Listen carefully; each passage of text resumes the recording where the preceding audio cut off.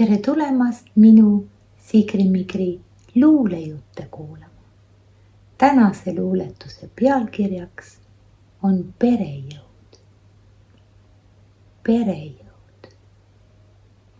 Sündimus maailmas väheneb, suureneb vanadus, mured, töökäte puudus läheneb, beebisi ei too enam kured.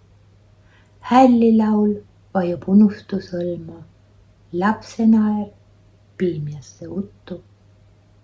Väsinud rohelus katab nõlva, ei kõla seal naeru, ei nuttu. Raiesmik endises metsasalus, paljas, kui tunnustanud häbi. Nukrutseb kibedas mälestusvalus aegadest, mis saanud läbi. Linnas, kus nooruse elupulss kaikus, autod ei ammusa sõita. Vahti peab väsinud vanade vaikus, arengul vähe seal võita. Nooruse sünniks vaja on lootust, selleks ei vanad aidata saa. Julguse valgusest kiirgavat ootust, pererikkusest külvatud maad. Seni, kui vanadus kopeldab jalus, kartus ja väsimus piiriks on rõõmus. Raiesmik haigutab metsasalus, kaotatud värskus hingesõõmus. Nii on see aegadest aega käinud.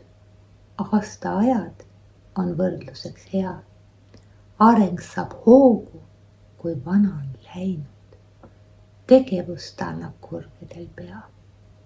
Kohe, kui sügis ja talv on möödas, kurgede tulek on uuesti käes. Põldude nõlvad, mis maganud söödas, elule ärkavad kevade väes. Armastus, pere tarkuse nõu, beebi, kes sünnib armus, kaasa saab tugeva teadmiste jõu, läbida eluteel karmus. Aastaaegade ringlevas voorus sirge tee viidad hinnas, manipuleerida raskem neid, kindluse tundega rinnas.